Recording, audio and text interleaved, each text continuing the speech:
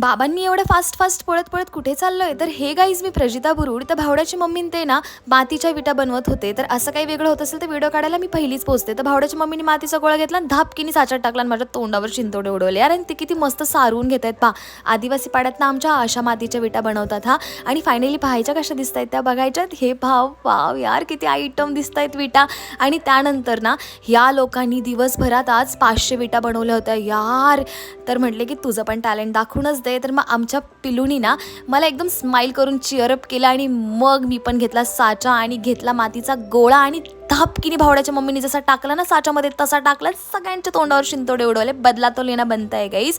आणि त्यानंतर मी तुम्हाला सांगू, आमच्या आदिवासी पाड्यामध्ये अशा प्रकारे विटा बनवल्या जातात मातीच्या घराच्या घरी. यार, काय भारी जुगाड आहे. आणि मी पण सेम तशीच वीट बनवली आणि मला एवढं आवडलं ना ते काम, तर मी आणखी विटा बनवायला लागले होते. फायनली विटा पहा किती झाल्यात ते. आता लाईक आणि फॉलो करून जा. आता मी विटा मोजते.